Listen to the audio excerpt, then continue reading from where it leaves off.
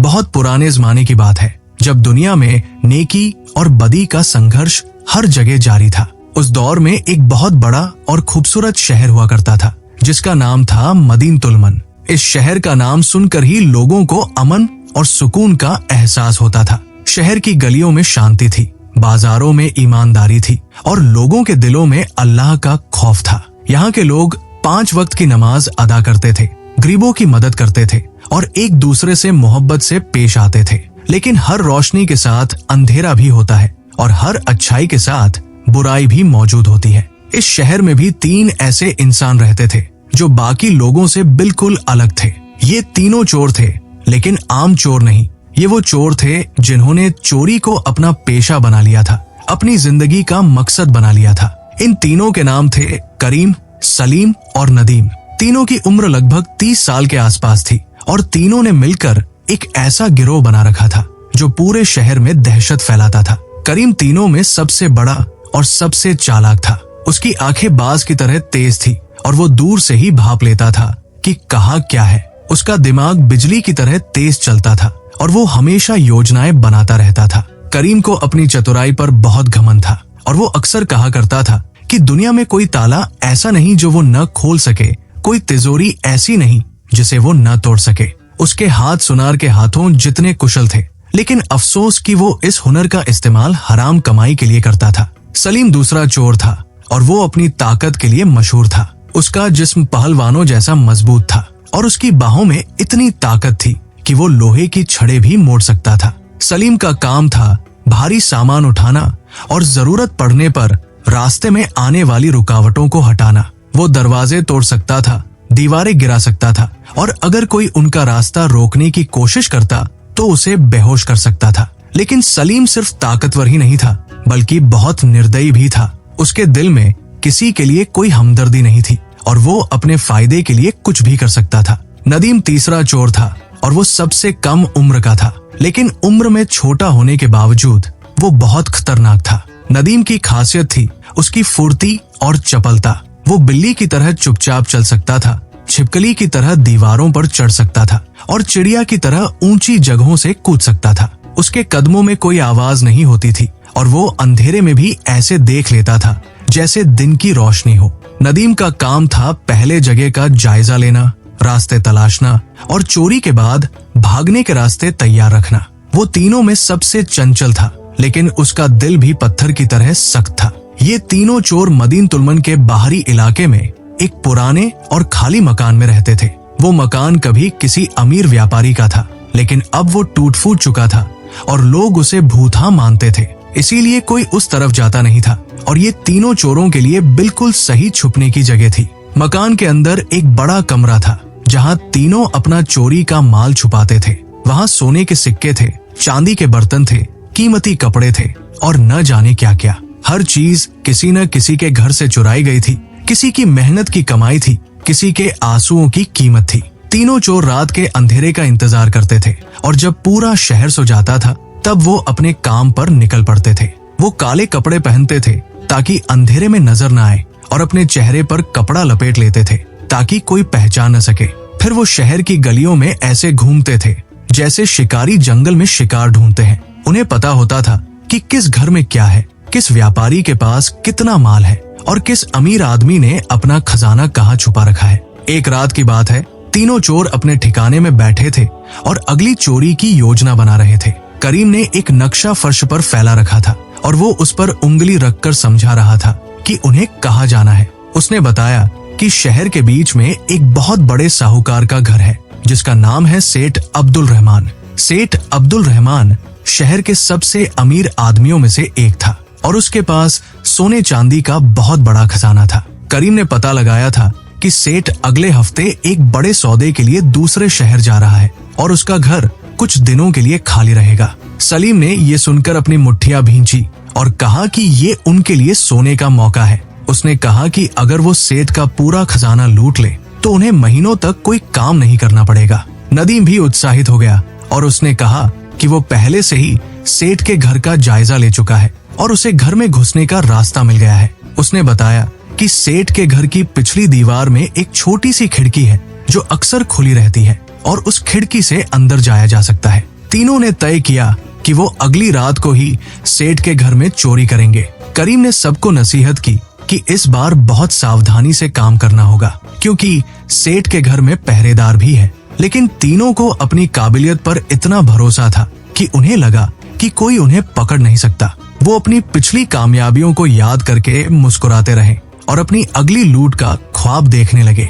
लेकिन अल्लाह ताला की कुदरत देखिए कि वो हर चीज देखता है और सुनता है। वो जानता है कि कौन क्या सोच रहा है, कौन क्या योजना बना रहा है और कौन किस रास्ते पर चल रहा है। इन तीनों चोरों को नहीं पता था कि उनकी जिंदगी में एक बहुत बड़ा मोड़ आने वाला है जो उनकी पूरी दुनिया को हिला देगा। अगली शाम जब सूरज डूबने लगा और आसमान में लाली फैलने लगी तो तीनों चोर अपनी तैयारियां करने लगे। उन्होंने अपने औजार चेक किए, अपने काले कपड़े पहने और अपने चेहरों पर कपड़ा बांधा।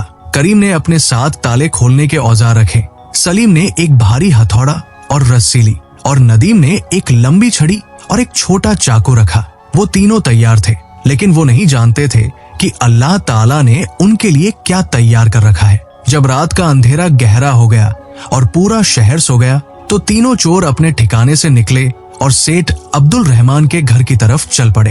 वो गलियों में साए की तरह चलते रहे, कोई आवाज नहीं, कोई हलचल नहीं। रास्ते में कुत्ते भौंके, लेकिन वो उन्हें नजरअंदाज करते हुए आगे बढ़ते गए।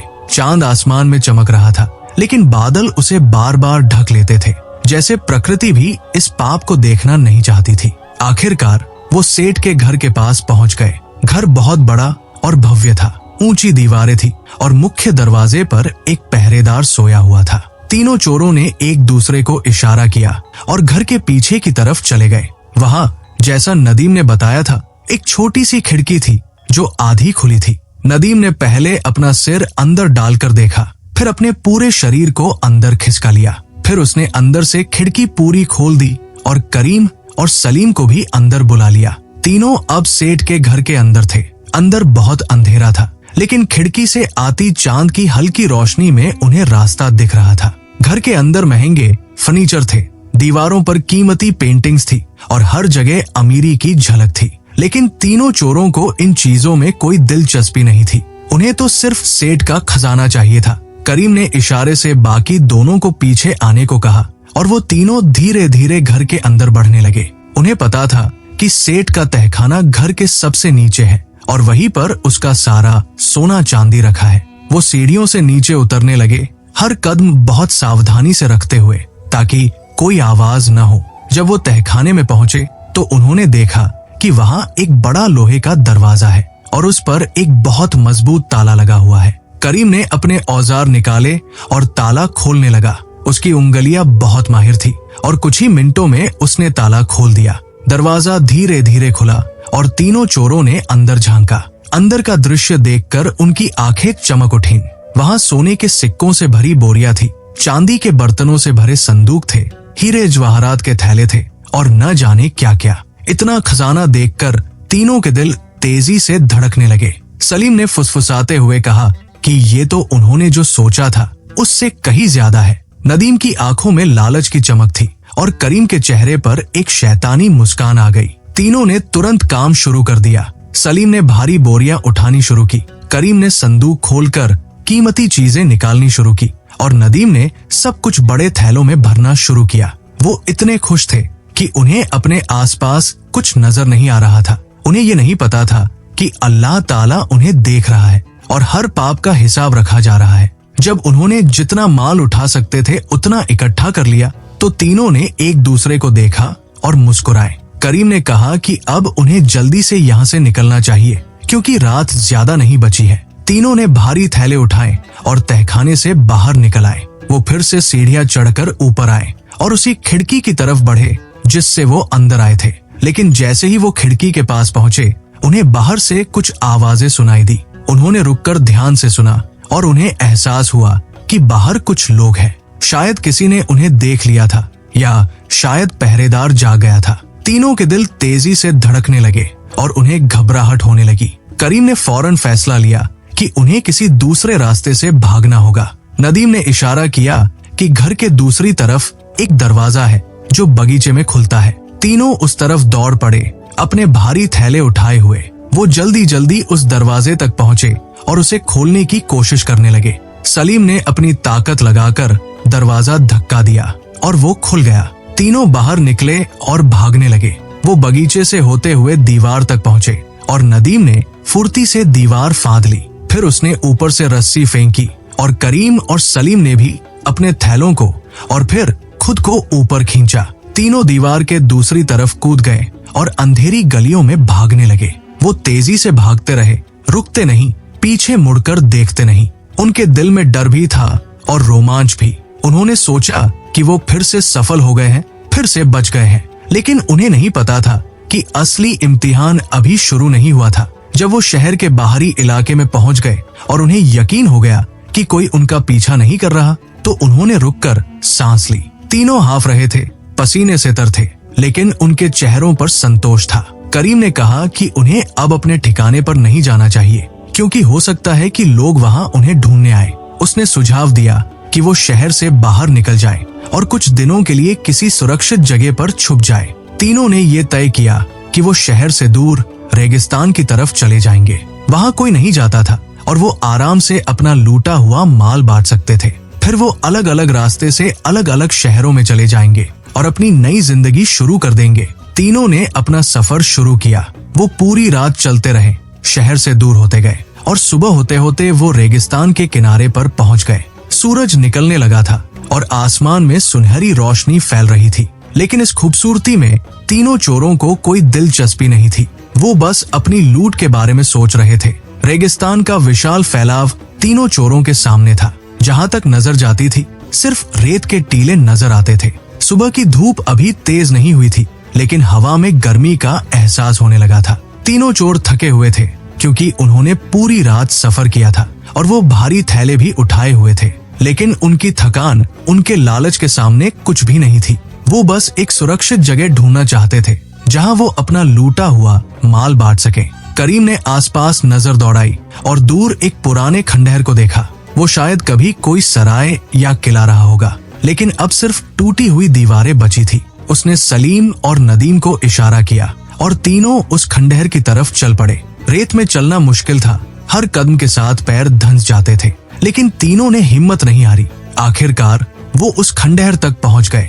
खंडहर की दीवारें आधी गिर चुकी थी और छत का कोई नामो निशान नहीं था, लेकिन कुछ जगहों पर छाया थी और वो तीनों को काफी लगा। उन्होंने एक कोने में अपने थैले रखे और राहत की सांस ली। सलीम जमीन पर बैठ गया और अपना माथा पोंछने लगा। नदीम ने अपनी पानी की थैली से पानी पिया और फिर बाकी दोनों को भी दिया। करीम खड़ा होकर बाहर देख रहा था, ये यकीन करने के लिए कि कोई उनका पीछा तो नहीं कर रहा। जब उसे यकीन हो गया कि वो सुरक्षित है, तो करीम भी वापस आ गया और दोनों के पास बैठ गया। तीनों ने एक दूसरे को देखा और मुस्कुराए। उनके दिलों में खुशी थी कि उन्होंने फिर से एक बड़ी चोरी कर ली है और अब उनके पास इतना माल है कि वो महीनों तक आराम से रह सकते हैं। लेकिन उनमें से किसी को भी ये एहसास नहीं था कि उनके दिलों में जो खुशी है वो कितनी खोखली और अस्थायी है। करीम ने कहा कि अब उन्हें लूट का माल बांट लेना चाहिए, लेकिन पहले उन्हें कुछ खाना चाहिए, क्योंकि तीनों को बहुत भूख लग रही थी। उनके पास थोड़ी सी रोटी और खजूर थे, लेकिन वो तीनों के लिए काफी नहीं थे। नदीम ने सुझाव दिया कि उनमें से एक शहर वापस जाए और खाना ले आए। सलीम ने इस बात को मान लिया और कहा कि हाँ, और साथ में पानी भी ले आए, क्योंकि रेगिस्तान में पानी की बहुत जरूरत होगी। तीनों ने सोचा कि कौन जाए। करीम ने कहा कि नदीम सबसे तेज है और वो जल्दी जाकर वापस आ सकता है। सलीम ने भी हाँ में सिर हिलाया। नदीम तैयार हो गया और उन्होंने उसे कुछ पैसे दिए जो उन्होंने लूट में से निकाले थे। नदीम ने पैसे लिए और खंडहर से बाहर निकल गया। वो तेजी से शहर की तरफ चल पड़ा, रेत के टीलों को पार करता हुआ। जब नदीम चला गया तो करीम और सलीम खंडहर में अकेले रह गए। दोनों थोड़ी देर चुप रहे। फिर करीम ने बात शुरू की। उसने कहा कि उन्हें सोचना चाहिए कि इस लूट का माल कैसे बांटा जाए। सलीम ने कहा कि 3 बराबर हिस्से कर लेना चाहिए, क्योंकि तीनों ने मिलकर ये काम किया है। करीम ने हाँ कहा, लेकिन उसके दिल में कुछ और चल रहा था। थोड़ी देर बाद करीम ने सलीम से कहा कि क्या वो कभी सोचता है कि अगर वो 2 ही हो तो उन्हें ज्यादा माल मिलेगा। सलीम ने करीम की तरफ देखा और उसकी आंखों में एक अजीब सी चमक आ गई। उसने पूछा कि करीम का क्या मतलब है। करीम ने धीरे से कहा कि अगर नदीम न हो तो लूट का माल सिर्फ 2 में बंटेगा और दोनों को ज्यादा मिलेगा। सलीम ने थोड़ी देर सोचा। उसके दिल में भी लालच ने घर कर लिया। उसने कहा कि हाँ, ये सही है, लेकिन नदीम को कैसे हटाया जाए। करीम ने शैतानी मुस्कान के साथ कहा कि जब नदीम वापस आएगा तो वो थका हुआ होगा। उस वक्त अगर कोई उस पर हमला कर दे तो वो बच नहीं पाएगा। सलीम समझ गया कि करीम क्या कह रहा है। उसने अपना सिर हिलाया और दोनों ने एक खौफनाक योजना बना ली। दूसरी तरफ नदीम शहर की तरफ जा रहा था। रास्ते में उसके दिमाग में भी अजीब ख्याल आने लगे। उसने सोचा कि अगर वो अकेला हो तो सारा माल उसी का होगा, उसे किसी के साथ बांटना नहीं पड़ेगा। शैतान ने उसके दिल में ये वसवसे डाले और नदीम ने उन्हें सुन लिया। उसने सोचा कि क्यों न वो खाने में कुछ मिला दे जिससे करीम और सलीम दोनों मर जाए और सारा माल उसी का हो जाए। ये सोचते हुए नदीम एक छोटे से गांव में पहुंच गया जो शहर से पहले आता था। उसने वहां एक दुकान से खाना खरीदा, रोटी, मांस और पानी। फिर उसने एक अंधेरे कोने में जाकर खाने में जहर मिला दिया। उसके पास एक छोटी सी शीशी थी जिसमें एक खतरनाक जहर था जो उसने किसी सांप के जहर से बनाया था। उसने वो जहर खाने में मिला दिया और फिर सब कुछ एक थैले में रख लिया। उसके दिल में कोई पछतावा नहीं था, कोई ग्लानि नहीं थी। शैतान ने उसके दिल को पूरी तरह से काला कर दिया था। नदीम वापस रेगिस्तान की तरफ चल पड़ा। वो खाने का थैला अपने कंधे पर लिए हुए था और उसके दिल में एक खौफनाक योजना थी। वो सोच रहा था कि जब करीम और सलीम वो खाना खाएंगे तो वो मर जाएंगे और फिर सारा माल उसी का होगा। वो दूसरे शहर चला जाएगा, एक नई जिंदगी शुरू करेगा और कभी चोरी नहीं करेगा क्योंकि उसके पास इतना माल होगा। लेकिन अल्लाह ताला की कुदरत देखिए, वो हर चीज जानता है, हर दिल की बात जानता है और हर पाप का हिसाब रखता है। ये तीनों चोर सोच रहे थे कि वो बहुत चालाक है, लेकिन वो नहीं जानते थे कि अल्लाह उनसे कहीं ज्यादा जानता है। जब नदीम खंडहर के करीब पहुंचा तो करीम और सलीम उसका इंतजार कर रहे थे। दोनों ने एक बड़ा पत्थर उठा रखा था और वो दीवार के पीछे छुपे हुए थे। उन्होंने तय कर लिया था कि जैसे ही नदीम अंदर आएगा वो उसके सिर पर पत्थर मार देंगे और उसे मार डालेंगे। नदीम खंडहर में दाखिल हुआ। वो खाने का थैला लेकर अंदर आया और मुस्कुरा कर बोला कि उसने बहुत अच्छा खाना लाया है। लेकिन उसकी बात पूरी भी नहीं हुई थी कि अचानक उसके सिर पर एक जोरदार वार हुआ। सलीम ने पत्थर से उसके सिर पर मारा और नदीम वहीं गिर गया। उसे कुछ समझ नहीं आया कि क्या हुआ। उसने अपने साथियों को देखा जिन्हें वो अपना दोस्त समझता था, लेकिन अब वो उसके कातिल बन गए थे।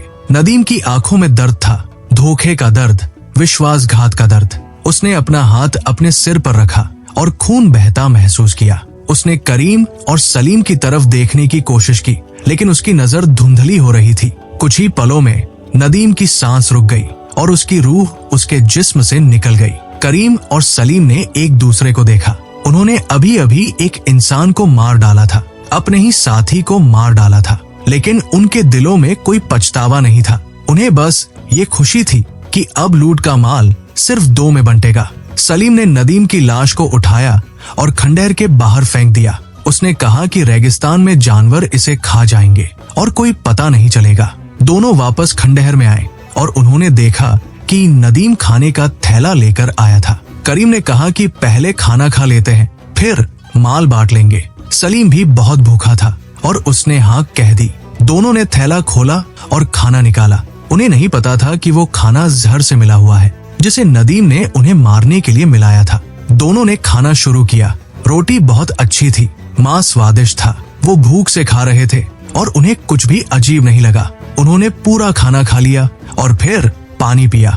खाना खाने के बाद दोनों थोड़ा आराम करने के लिए लेट गए, लेकिन कुछ ही देर बाद करीम को अपने पेट में तेज दर्द महसूस हुआ। उसने सोचा कि शायद उसने ज्यादा खा लिया है, लेकिन दर्द बढ़ता ही गया। सलीम को भी वही दर्द होने लगा। दोनों तड़पने लगे। उनके पेट में ऐसा लग रहा था जैसे अंदर आग जल रही हो। उन्हें समझ नहीं आ रहा था कि हो क्या रहा है। करीम ने कराहते हुए कहा कि शायद खाने में कुछ गलत था। सलीम ने भी वही सोचा और तभी उन दोनों को एहसास हुआ कि नदीम ने खाने में जहर मिला दिया था। वो चाहता था कि वो दोनों मर जाए, लेकिन अब ये जानने से क्या फायदा, क्योंकि जहर उनके शरीर में फैल चुका था। दोनों तड़पते रहे, दर्द से चीखते रहे, लेकिन वहाँ कोई नहीं था जो उनकी मदद करे। रेगिस्तान में सिर्फ खामोशी थी और हवा की आवाज थी। दोनों को अपनी मौत नजर आने लगी। उन्हें एहसास हुआ कि उन्होंने क्या किया है। उन्होंने नदीम को धोखे से मारा और अब वो खुद भी मर रहे हैं। करीम के दिल में पछतावा आया।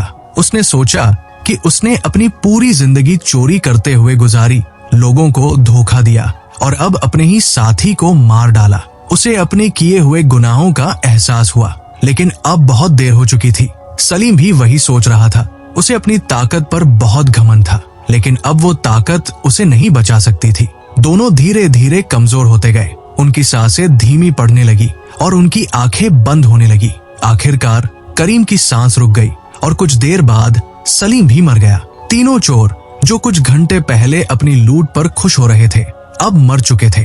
उनकी लाशें उस खंडहर में पड़ी थी और उनका लूटा हुआ माल वही पड़ा था। अल्लाह ताला की कुदरत देखिए। तीनों ने एक दूसरे को धोखा दिया, एक दूसरे को मारने की कोशिश की और आखिर में तीनों ही मर गए। न किसी को वो माल मिला, न किसी को कोई फायदा हुआ। उनकी लालच ने उन्हें बर्बाद कर दिया। उनकी बेईमानी ने उन्हें मौत के मुंह में धकेल दिया। कुछ दिन गुजर गए। सूरज निकलता रहा और डूबता रहा। रेगिस्तान की गर्म हवाएं चलती रही। तीनों की लाशें वही पड़ी रहीं और धीरे धीरे सड़ने लगी। रेगिस्तान के जानवर उनके आसपास मंडराने लगे। गिद्ध आसमान में चक्कर लगाने लगे और रात को सियार आकर उनकी लाशों को नोचने लगे। लेकिन अल्लाह ताला को कुछ और ही मंजूर था। इस कहानी का अंत यही नहीं था। अल्लाह चाहता था कि इन तीनों की कहानी से लोग सबक सीखें। इनकी गलतियों से लोगों को नसीहत मिले। एक हफ्ते बाद एक काफिला उस रास्ते से गुजर रहा था। वो काफिला एक बड़े शहर से आ रहा था और दूसरे शहर जा रहा था। काफिले में व्यापारी थे, मुसाफिर थे और उनके साथ एक बहुत नेक आलिम भी थे, जिनका नाम शेख अब्दुल कादिर था। शेख अब्दुल कादिर एक बहुत ज्ञानी और परहेजगार इंसान थे और लोग उनका बहुत सम्मान करते थे। जब काफिला उस खंडहर के पास से गुजरा तो कुछ लोगों को एक अजीब सी बदबू आई। उन्होंने देखा कि गिद्ध एक जगह पर जमा है। काफिले के कुछ आदमी उस तरफ गए और जब उन्होंने करीब से देखा तो उन्हें 3 लाशें नजर आई। वो घबरा गए और वापस आकर शेख अब्दुल कादिर को बताया। शेख अब्दुल कादिर उस जगह पर गए। उन्होंने देखा कि 3 आदमियों की लाशें वहां पड़ी हैं और पास में सोने चांदी के थैले भी हैं। उन्होंने समझ लिया कि यहाँ कोई हादसा हुआ है। उन्होंने काफिले के लोगों से कहा कि इन लाशों को दफनाना चाहिए, क्योंकि इस्लाम में हर इंसान को दफनाने का हक है, चाहे वो कितना भी बुरा क्यों न हो। काफिले के लोगों ने 3 कब्रें खोदी। उन्होंने तीनों लाशों को इस्लामी तरीके से दफनाया। शेख अब्दुल कादिर ने तीनों के लिए दुआ की और अल्लाह से माफी मांगी। जब दफन का काम पूरा हो गया तो 3 कब्रें वहां बन गई, रेगिस्तान के बीच में, उस पुराने खंडहर के पास। शेख अब्दुल कादिर उन 3 कब्रों के पास खड़े थे और गहरी सोच में डूबे हुए थे। उन्होंने देखा था कि तीनों की लाशों के पास सोने चांदी का बहुत बड़ा खजाना पड़ा था, लेकिन किसी ने उसे छुआ तक नहीं। ये बात शेख के दिल में एक सवाल पैदा कर रही थी। उन्होंने अल्लाह से दुआ की कि वो उन्हें इस राज को समझने की तौफीक दे, ताकि लोगों को इससे सबक मिल सके। काफिले के लोगों ने शेख से पूछा कि उस सोने चांदी का क्या करना चाहिए। शेख अब्दुल कादिर ने कहा कि पहले उन्हें ये पता लगाना होगा कि ये माल कहाँ से आया है। अगर ये चोरी का माल है तो इसे वापस असली मालिकों को लौटाना होगा। उन्होंने काफिले के कुछ लोगों को कहा कि वो उस माल को सुरक्षित रखें और जब वो अगले शहर पहुंचे तो इसकी जांच करें। काफिला फिर से अपने सफर पर निकल पड़ा, लेकिन शेख अब्दुल कादिर का दिल अभी भी उन 3 कब्रों के बारे में सोच रहा था। वो रात को अपने खेमे में बैठे और अल्लाह से दुआ करने लगे। उन्होंने तहज्जुद की नमाज पढ़ी और अल्लाह से गुजारिश की कि वो उन्हें वो इल्म दे जो लोगों के काम आए। उसी रात शेख अब्दुल कादिर ने एक ख्वाब देखा। ख्वाब में उन्होंने देखा कि 3 आदमी उनके सामने खड़े हैं और तीनों बहुत परेशान दिख रहे हैं। तीनों ने शेख से कहा कि वो चोर थे और उन्होंने अपनी पूरी जिंदगी गुनाहों में गुजारी। उन्होंने बताया कि उन्होंने एक बड़ी चोरी की थी और फिर लालच में एक दूसरे को मारने की कोशिश की। नतीजे में तीनों ही मर गए। उन्होंने शेख से माफी मांगी और कहा कि वो अल्लाह के सामने बहुत शर्मिंदा है। शेख अब्दुल कादिर की नींद खुल गई। उन्होंने महसूस किया कि ये कोई आम ख्वाब नहीं था, बल्कि अल्लाह ने उन्हें उन 3 चोरों की कहानी बताई थी। सुबह होते ही शेख ने काफिले के लोगों को बुलाया और उन्हें अपना ख्वाब सुनाया। सबने बड़े ध्यान से सुना और उन्हें बड़ी हैरानी हुई। शेख अब्दुल कादिर ने कहा कि अब उन्हें पता चल गया है कि वो तीनों चोर थे और वो सोना चांदी चोरी का माल है। उन्होंने कहा कि जब वो अगले शहर पहुंचेंगे तो उन्हें इस बात का पता लगाना होगा कि ये माल किसका था और फिर उसे वापस करना होगा। काफिले के लोगों ने शेख की बात मान ली और वो अपने सफर पर आगे बढ़ गए। कुछ दिनों बाद काफिला मदीन तुलमन शहर में पहुंचा, वही शहर जहां तीनों चोर रहते थे। शेख अब्दुल कादिर ने शहर में ऐलान करवाया कि अगर किसी का कुछ चोरी हुआ है तो वो आकर अपना सामान पहचान सकता है। जब ये ऐलान हुआ तो सेठ अब्दुल रहमान, जिसके घर से चोरी हुई थी, शेख के पास आया। सेठ ने बताया कि उसके घर से कुछ हफ्ते पहले बहुत बड़ी चोरी हुई थी और चोर सारा सोना चांदी लेकर भाग गए थे। शेख अब्दुल कादिर ने सेठ को वो माल दिखाया जो उन्हें रेगिस्तान में मिला था। सेठ ने पहचान लिया कि ये वही माल है जो उसके घर से चुराया गया था। सेठ की खुशी का ठिकाना नहीं रहा और उसने शेख का बहुत शुक्रिया अदा किया। लेकिन शेख अब्दुल कादिर ने सेठ से कहा कि ये सिर्फ उसका माल वापस मिलने की कहानी नहीं है, बल्कि इसमें एक बहुत बड़ा सबक छुपा है। शेख ने सेठ और शहर के बाकी लोगों को तीनों चोरों की पूरी कहानी सुनाई, कैसे उन्होंने चोरी की, कैसे उन्होंने लालच में एक दूसरे को मारने की साजिश की और कैसे तीनों ही मर गए। शहर के लोग ये कहानी सुनकर हैरान रह गए। उन्हें समझ आ गया कि लालच और बेईमानी का अंजाम कितना बुरा होता है। शेख अब्दुल कादिर ने उन्हें नसीहत दी कि अल्लाह ताला हर चीज देखता है और हर गुनाह का हिसाब लेता है। उन्होंने कहा कि दुनिया की दौलत फानी है और अगर कोई हराम तरीके से कमाई करता है तो वो कभी सुख चैन नहीं पा सकता। सेठ अब्दुल रहमान इस कहानी से बहुत प्रभावित हुआ। उसने शेख से कहा कि वो अपना माल तो वापस पा गया है, लेकिन उसे एक बात का बहुत दुख है कि 3 जवान अपने गुनाहों की वजह से मर गए। शेख ने कहा कि हाँ, ये बहुत दुखद है, लेकिन इसमें एक सबक भी है कि अल्लाह की नाफरमानी करने वालों का बुरा अंजाम होता है। शेख अब्दुल कादिर ने शहर की मस्जिद में एक बयान दिया। उस बयान में पूरा शहर जमा हुआ। शेख ने तीनों चोरों की कहानी विस्तार से सुनाई और फिर कुरान और हदीस से मिसालें दी। उन्होंने सूरह हुमजा की आयतें पढ़ी, जिनमें अल्लाह ताला ने उन लोगों को आगाह किया है जो माल जमा करते हैं और उस पर घमंड करते हैं। उन्होंने नबी करीम सल्लल्लाहु अलैहि वसल्लम की वो हदीस भी सुनाई जिसमें फरमाया गया है कि हराम की कमाई कभी बरकत नहीं देती। लोग बहुत ध्यान से सुन रहे थे।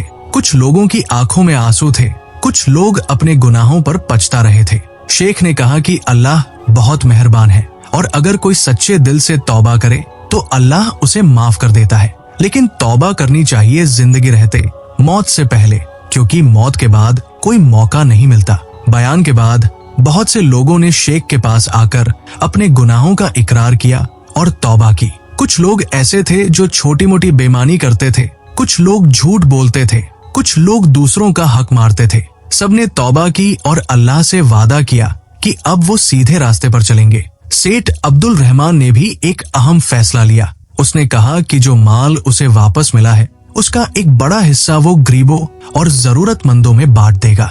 उसने कहा कि इस वाकये ने उसे सिखाया है कि दौलत अमानत है और उसका सही इस्तेमाल करना चाहिए। शेख अब्दुल कादिर ने सेठ की इस बात की तारीफ की और कहा कि यही असली इस्लाम की तालीम है। शेख ने फिर फैसला किया कि उन 3 कब्रों के पास एक निशान लगाया जाए ताकि लोग उन्हें देखें और सबक लें। उन्होंने कहा कि वो 3 पत्थर लगवाएंगे और उन पर लिखवाएंगे कि यहाँ 3 चोर दफन हैं जिन्होंने लालच में एक दूसरे को मारा और खुद भी मर गए। ये एक याद दहानी होगी सभी लोगों के लिए। कुछ लोगों ने कहा कि क्या मरने के बाद किसी को बदनाम करना सही है? शेख अब्दुल कादिर ने समझाया कि उनका मकसद किसी को बदनाम करना नहीं है, बल्कि लोगों को नसीहत देना है। उन्होंने कहा कि अगर इन 3 कब्रों को देखकर एक भी इंसान गुनाह करने से बच जाता है तो शायद उन 3 चोरों को भी कुछ सवाब मिल जाए। शहर के कारीगरों ने 3 खूबसूरत पत्थर तैयार किए। उन पर अरबी में लिखा गया, यहाँ 3 इंसान दफन हैं जो लालच के शिकार हुए। उन्होंने चोरी की, धोखा दिया और आखिर में एक दूसरे को मारने की कोशिश में खुद मर गए। हे राहगीर, इनसे सबक ले और अल्लाह से डर। जब पत्थर तैयार हो गए तो शेख अब्दुल कादिर खुद एक काफिले के साथ रेगिस्तान में गए। उन्होंने उन 3 कब्रों को ढूंढा और वहाँ वो 3 पत्थर लगा दिए। फिर उन्होंने दुआ की कि अल्लाह उन तीनों को माफ करे और उनकी कहानी से लोग सबक लें। इसके बाद से वो जगह मशहूर हो गई। जो भी काफिला उस रास्ते से गुजरता वो रुककर उन 3 कब्रों को देखता। लोग पत्थरों पर लिखी इबारत पढ़ते और उनके दिलों में अल्लाह का डर पैदा होता। कई लोगों ने वहां रुककर तौबा की, कई लोगों ने अपनी जिंदगी बदलने का फैसला किया। धीरे धीरे इन 3 कब्रों की कहानी पूरे इलाके में फैल गई। लोग एक दूसरे को ये कहानी सुनाने लगे। माँ बाप अपने बच्चों को ये कहानी सुनाते और उन्हें समझाते कि लालच और बेईमानी से कैसे बचना चाहिए। आलिम अपने बयानों में इस कहानी का जिक्र करते और लोगों को नेकी की तरफ बुलाते। एक दिन एक जवान आदमी उन कब्रों के पास आया। उसका नाम था यूसुफ और वो एक चोर बनने जा रहा था। उसके कुछ दोस्तों ने उसे चोरी करने के लिए उकसाया था और उसने फैसला कर लिया था कि वो आज रात एक अमीर आदमी के घर में चोरी करेगा। लेकिन जब वो उन 3 कब्रों के पास से गुजर रहा था तो उसने पत्थरों पर लिखी इबारत पढ़ी। यूसुफ को जैसे बिजली का झटका लगा। उसने पढ़ा कि 3 चोर कैसे मरे और उसके दिल में एक डर पैदा हुआ। उसने सोचा कि अगर वो चोरी का रास्ता अपनाएगा तो उसका अंजाम भी ऐसा ही होगा। उसने वहीं उन 3 कब्रों के सामने अल्लाह से तौबा कर ली। उसने कसम खाई कि वो कभी चोरी नहीं करेगा और हमेशा हलाल कमाई करेगा। यूसुफ वापस अपने शहर गया और उसने अपनी जिंदगी बदल दी। उसने एक दुकान खोली, मेहनत से काम किया और ईमानदारी से कमाई की। कुछ सालों बाद वो एक कामयाब व्यापारी बन गया। उसने कभी भी अपनी कामयाबी का श्रेय खुद को नहीं दिया, बल्कि हमेशा कहता था कि वो 3 कब्रें उसकी जिंदगी बदल गई। ऐसी और भी कई कहानियां थी। एक औरत ने अपने पड़ोसी का माल चुराया था, लेकिन जब उसने 3 कब्रों की कहानी सुनी तो उसने माल वापस कर दिया और माफी मांगी। एक आदमी ने अपने साथी को धोखा देने की योजना बनाई थी, लेकिन उन कब्रों को देखकर उसने अपना इरादा बदल दिया। इस तरह उन 3 कब्रों ने न जाने कितने लोगों को गुनाहों से बचाया। शेख अब्दुल कादिर हर साल उस जगह पर जाते थे। वो वहां रुकते, नमाज पढ़ते और उन तीनों के लिए दुआ करते। उन्होंने एक बार कहा था कि हालांकि वो तीनों चोर थे और गुनाहगार थे, लेकिन उनकी मौत के बाद उनकी कहानी ने बहुत से लोगों को सही रास्ते पर ला दिया। शायद अल्लाह इस वजह से उन्हें माफ कर दे। कई साल गुजर गए और 3 कब्रों की कहानी दूर दूर तक फैलती गई। इस इलाके से गुजरने वाला हर मुसाफिर इस कहानी को सुनता और आगे बढ़ाता। व्यापारी इसे बाजारों में सुनाते, सूफी इसे अपनी मजलिसों में बयान करते और माएं अपने बच्चों को सुलाते वक्त ये कहानी सुनाती। लेकिन सबसे महत्वपूर्ण बात यह थी कि हर कोई इस कहानी से कुछ न कुछ सीखता था। उन्हीं दिनों उस इलाके में एक बहुत बड़ा और ताकतवर बादशाह हुआ करता था। उसका नाम था सुल्तान महमूद। सुल्तान महमूद की सल्तनत बहुत विशाल थी। उसकी फौजें बहुत मजबूत थी और उसके खजाने सोने चांदी से भरे हुए थे। सुल्तान महमूद एक बहादुर और होशियार बादशाह था, लेकिन उसके दिल में अपनी ताकत और दौलत का बहुत घमंड था। वो सोचता था कि दुनिया में कोई उससे बड़ा नहीं है और उसकी सल्तनत हमेशा कायम रहेगी। सुल्तान महमूद अपने महल में शानो शौकत से रहता था। उसका दरबार सोने चांदी से सजा हुआ था। उसके कपड़े रेशम और मखमल के थे और उसकी दावतें इतनी भव्य होती थी कि लोग महीनों तक उनकी चर्चा करते थे। बादशाह के पास इतना माल था कि वो गिना नहीं जा सकता था और उसके खजांची हमेशा नए नए तरीकों से दौलत जमा करते रहते थे। लेकिन दौलत के साथ साथ सुल्तान महमूद के दिल में एक और चीज बढ़ती जा रही थी, घमंड। वो अपने वजीरों से सख्ती से पेश आता था, अपनी रियाया से दूर रहता था और किसी की राय को अहमियत नहीं देता था। उसे लगता था कि वो जो भी फैसला लेता है वो सही है और किसी को उससे सवाल करने का हक नहीं। सुल्तान महमूद के दरबार में एक बहुत ही नेक और समझदार वजीर था जिसका नाम था काजी इब्राहिम। काजी इब्राहिम एक बुजुर्ग आदमी था जिसने अपनी पूरी जिंदगी दीन और इंसाफ की खिदमत में गुजारी थी। वो सुल्तान को अक्सर नसीहत किया करता था कि ताकत और दौलत फानी है और असली कामयाबी अल्लाह की रजा में है। लेकिन सुल्तान महमूद ने कभी भी काजी की बातों पर ध्यान नहीं दिया। वो उन्हें सिर्फ एक बुजुर्ग की बकवास समझता था। एक दिन काजी इब्राहिम ने 3 कब्रों की कहानी सुनी। एक मुसाफिर ने उन्हें ये कहानी सुनाई और काजी बहुत प्रभावित हुए। उन्होंने सोचा कि ये कहानी सुल्तान महमूद के लिए एक बहुत अच्छी नसीहत हो सकती है। उन्होंने फैसला किया कि वो सुल्तान को ये कहानी सुनाएंगे। शायद इससे सुल्तान के दिल में कुछ असर हो। अगले दिन जब दरबार लगा तो काजी इब्राहिम ने सुल्तान महमूद से इजाजत मांगी कि वो एक कहानी सुना सके। सुल्तान ने थोड़ी झिझक के साथ कहा क्योंकि उसे काजी की कहानियां अक्सर उबाऊ लगती थी। लेकिन काजी इब्राहिम ने कहानी सुनानी शुरू की। काजी ने तीनों चोरों की पूरी कहानी सुनाई, कैसे उन्होंने चोरी की, कैसे लालच में उन्होंने एक दूसरे को धोखा दिया और कैसे तीनों ही मर गए। उन्होंने बताया कि कैसे उनका सारा लूटा हुआ माल वही रेगिस्तान में पड़ा रह गया और किसी को उससे कोई फायदा नहीं हुआ। काजी ने बहुत ही दिल को छू लेने वाले अंदाज में कहानी सुनाई और दरबार में मौजूद सभी लोग बड़े ध्यान से सुन रहे थे। जब कहानी खत्म हुई तो दरबार में कुछ देर के लिए सन्नाटा छा गया। सुल्तान महमूद भी चुप था। उसके चेहरे पर कोई भाव नहीं था, लेकिन उसके दिल में कुछ हलचल जरूर हो रही थी। काजी इब्राहिम ने आगे कहा कि इस कहानी में एक बहुत बड़ा सबक छुपा है।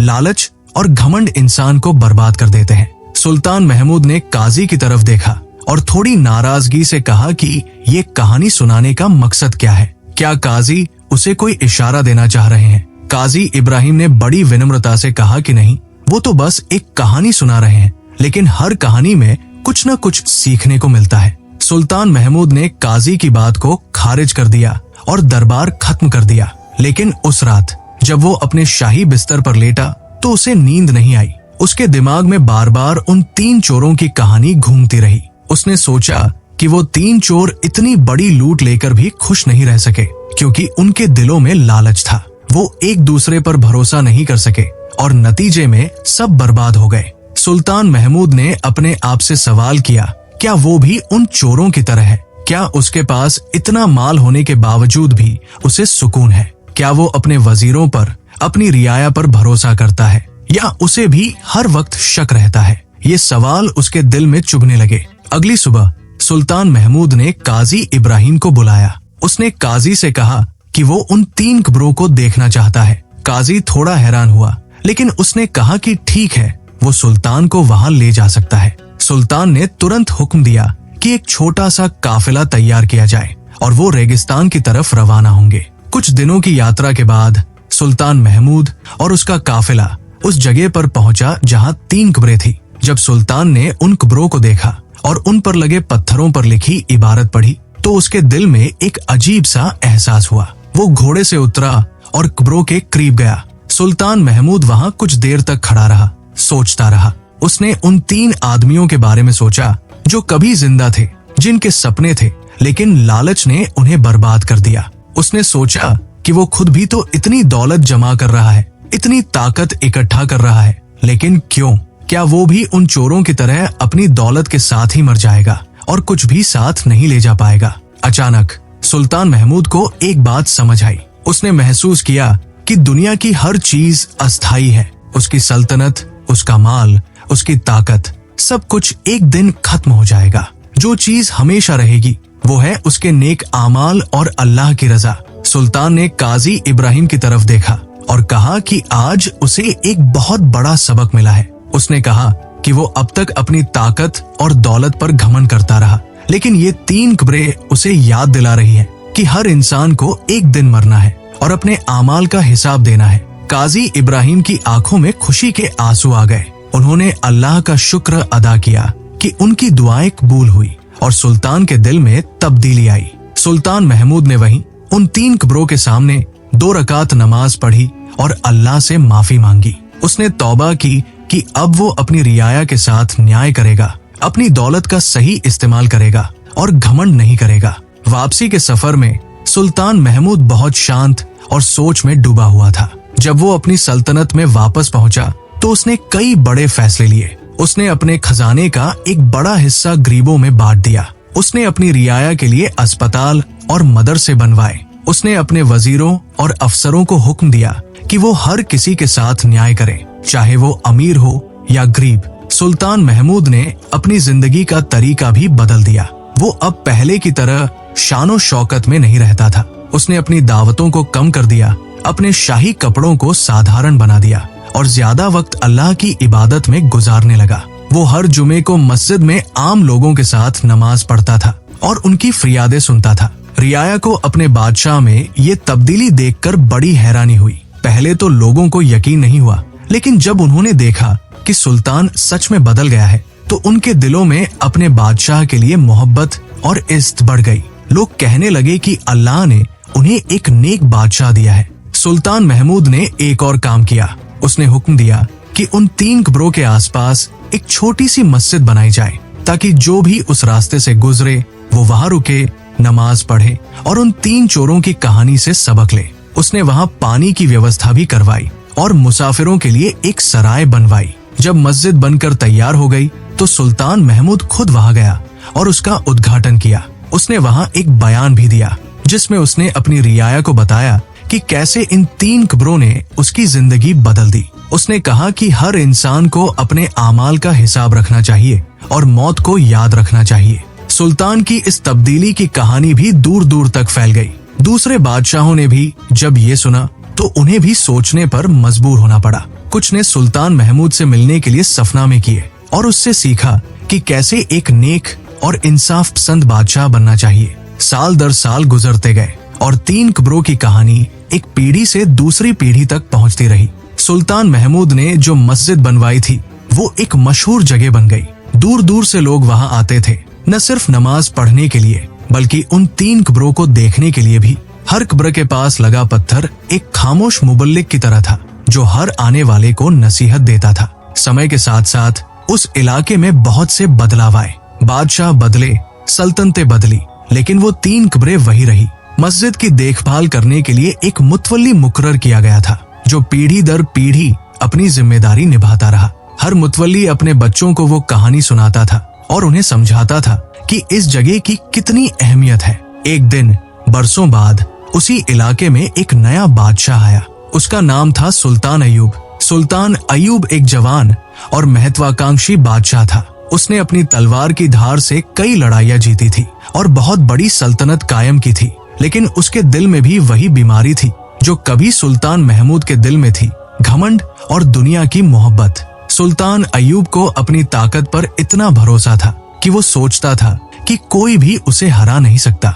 उसने बहुत सारी दौलत इकट्ठा कर ली थी और वो हमेशा और ज्यादा चाहता था। उसके दरबारियों में से ज्यादातर खुशामदी थे जो हमेशा उसकी तारीफ करते रहते थे और ये कभी नहीं कहते थे कि बादशाह गलत रास्ते पर जा रहा है। लेकिन सुल्तान अयूब के दरबार में एक बुजुर्ग सूफी भी आया करते थे जिनका नाम था शेख यूसुफ। शेख यूसुफ एक बहुत ही नेक और ज्ञानी इंसान थे जो दुनिया की चमक दमक से दूर रहते थे। वो अक्सर सुल्तान को नसीहत करते थे, लेकिन सुल्तान उनकी बातों को गंभीरता से नहीं लेता था। वो सोचता था कि शेख यूसुफ बूढ़े हो गए हैं और दुनिया की हकीकत को नहीं समझते। एक दिन शेख यूसुफ ने सुल्तान अयूब से कहा कि उन्हें उसे एक जगह ले जाना है जो उसकी जिंदगी बदल सकती है। सुल्तान ने पहले तो मना किया क्योंकि उसके पास बहुत से काम थे, लेकिन शेख ने जिद की और कहा कि ये बहुत जरूरी है। आखिरकार सुल्तान अयूब मान गया, शायद सिर्फ इसलिए कि शेख की जिद से छुटकारा मिले। शेख यूसुफ सुल्तान को उन 3 कब्रों के पास ले गए। जब सुल्तान वहां पहुंचा तो उसने मस्जिद को देखा और फिर उन 3 कब्रों को देखा। उसने पत्थरों पर लिखी इबारत पढ़ी, लेकिन उस पर कोई खास असर नहीं हुआ। उसने शेख से पूछा कि उन्होंने उसे यहाँ क्यों लाया है। शेख यूसुफ ने सुल्तान को तीनों चोरों की पूरी कहानी सुनाई। उन्होंने विस्तार से बताया कि कैसे 3 चोरों ने एक साथ चोरी की, फिर कैसे लालच ने उन्हें एक दूसरे का दुश्मन बना दिया और कैसे तीनों एक दूसरे को मारने की कोशिश में खुद मर गए। शेख ने ये भी बताया कि कैसे सुल्तान महमूद ने इन कब्रों से सबक लिया और अपनी जिंदगी बदल दी। सुल्तान अयूब ने कहानी तो सुनी, लेकिन उसने कहा कि ये तो बहुत पुरानी बात है और उससे उसका क्या लेना देना। उसने कहा कि वो उन चोरों की तरह नहीं है, वो तो एक बादशाह है और उसने अपनी दौलत हलाल तरीके से कमाई है। शेख यूसुफ ने धीरे से मुस्कुराया और कहा कि हलाल और हराम का फर्क सिर्फ कमाई के तरीके में नहीं होता बल्कि नियत में भी होता है। शेख ने सुल्तान से पूछा कि वो इतनी दौलत क्यों जमा कर रहा है, क्या वो उसे अपने साथ ले जा पाएगा, क्या उसकी ताकत उसे मौत से बचा पाएगी। सुल्तान अयूब के पास इन सवालों का कोई जवाब नहीं था। उसने कभी इस तरह नहीं सोचा था। शेख यूसुफ ने आगे कहा कि 3 चोरों की असली गलती चोरी करना नहीं थी, बल्कि उनकी असली गलती ये थी कि उन्होंने दुनिया को अपना मकसद बना लिया। उन्होंने सोचा कि दौलत ही सब कुछ है और उसके लिए वो किसी भी हद तक जा सकते हैं। यही सोच उनकी बर्बादी का कारण बनी। शेख ने कहा कि बादशाह भी अगर यही सोचेगा कि दुनिया की ताकत और दौलत ही सब कुछ है तो उसका अंजाम भी बुरा होगा हो सकता है कि वो चोर की तरह न मरे, लेकिन उसके दिल में कभी सुकून नहीं होगा और अल्लाह के सामने उसे अपने किए का जवाब देना होगा। सुल्तान अय्यूब को शेख की बातें समझ में आने लगी। उसने फिर से उन 3 कब्रों को देखा और इस बार उसकी नजर अलग थी। उसने महसूस किया कि वो 3 आदमी भी कभी जिंदा थे, उनके भी सपने थे, उनके भी मंसूबे थे, लेकिन अब वो सिर्फ 3 कब्रें हैं और उनका सारा माल, सारी मेहनत सब बेकार हो गई। सुल्तान ने शेख से पूछा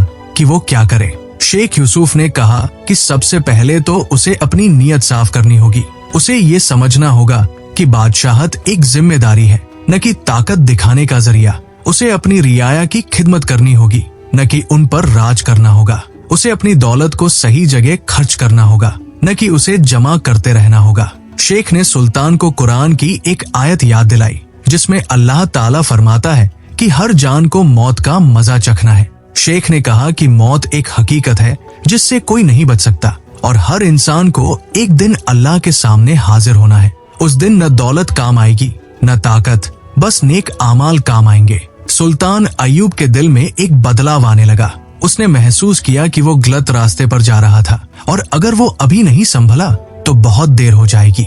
उसने शेख यूसुफ से कहा कि वो उनका शुक्रगुजार है कि उन्होंने उसे यहाँ लाया और उसकी आंखें खोल दी। सुल्तान अय्यूब ने वहीं उन 3 कब्रों के सामने 2 रकात नमाज पढ़ी और अल्लाह से माफी मांगी। उसने तौबा की कि अब वो अपनी रियाया के साथ न्याय करेगा, अपने माल को सही जगह खर्च करेगा और हमेशा अल्लाह को याद रखेगा। उसने अल्लाह से दुआ की कि वो उसे सीधे रास्ते पर चलने की तौफीक दे। नमाज के बाद सुल्तान ने शेख यूसुफ से कहा कि वो अब इस जगह की और ज्यादा देखभाल करेगा। उसने फैसला किया कि वो इस मस्जिद को और बड़ा करवाएगा, यहाँ एक मदरसा बनवाएगा जहाँ लोग दीन की तालीम हासिल कर सके और यहाँ एक लंगर शुरू करवाएगा जहाँ गरीब मुसाफिरों को खाना मिल सके। सुल्तान अय्यूब ने अपना वादा पूरा किया। उसने वहाँ एक बहुत खूबसूरत मदरसा बनवाया जहाँ दूर दूर से तालिब इल्म आने लगे।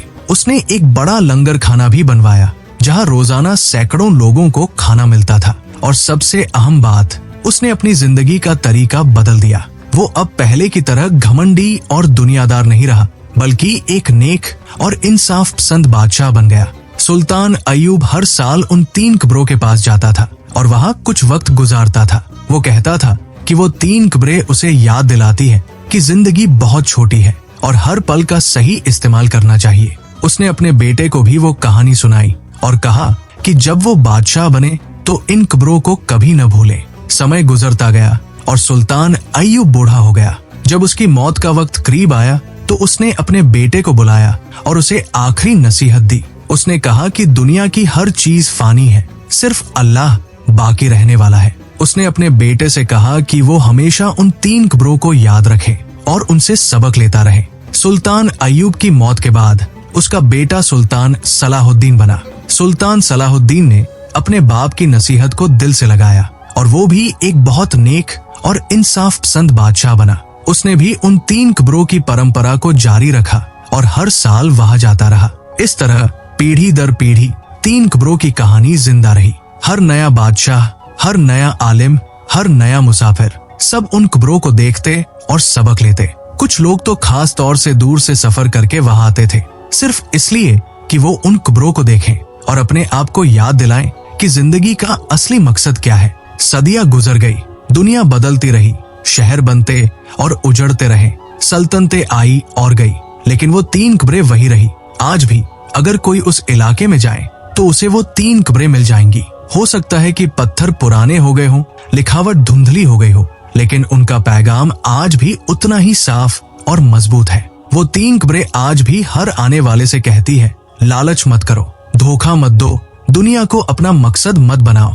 याद रखो कि एक दिन तुम्हें भी यही लेटना है, इसी मिट्टी में दफन होना है। जो माल तुम जमा कर रहे हो वो यही रह जाएगा, जो ताकत तुम दिखा रहे हो वो यही खत्म हो जाएगी। सिर्फ तुम्हारे नेक आमाल तुम्हारे साथ जाएंगे। आज की दुनिया में भी जहाँ लोग दौलत के पीछे भाग रहे हैं, ताकत के लिए एक दूसरे से लड़ रहे हैं और लालच में अंधे हो रहे हैं, ये कहानी उतनी ही अहम है जितनी सदियों पहले थी। ये कहानी हमें याद दिलाती है कि इंसान की असली कामयाबी दौलत और ताकत में नहीं, बल्कि नेक आमाल और अल्लाह की रजा में है। 3 चोर जिन्होंने अपनी पूरी जिंदगी हराम की कमाई में गुजारी, जो अपनी मौत के वक्त एक दूसरे के दुश्मन बन गए, आज भी लोगों को सबक दे रहे हैं। उनकी जिंदगी में वो नाकाम रहे, लेकिन उनकी मौत ने शायद उन्हें कुछ नेकी का मौका दे दिया, क्योंकि उनकी कहानी सुनकर न जाने कितने लोगों ने अपनी जिंदगी बदली, न जाने कितने लोगों ने गुनाहों से तौबा की, न जाने कितने लोगों ने सीधे रास्ते पर चलने का फैसला किया।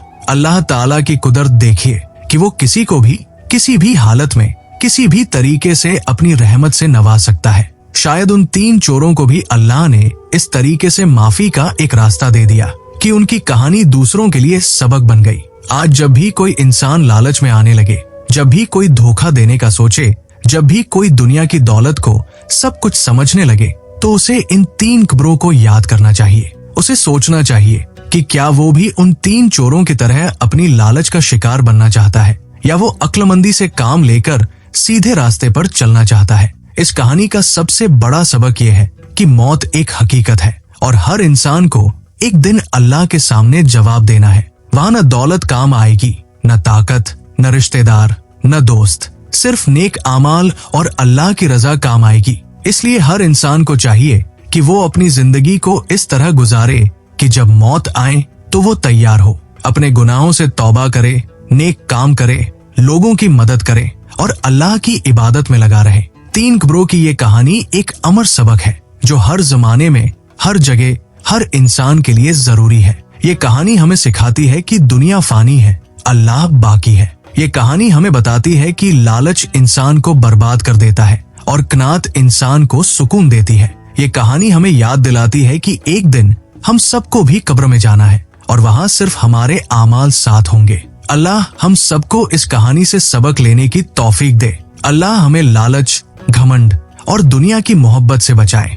अल्लाह हमें नेक आमाल करने की तौफीक दे और हमें सीधे रास्ते पर चलाए। अल्लाह हमें मौत से पहले तौबा करने का मौका दे और हमें अपनी रहमत से नवाजे। आमीन।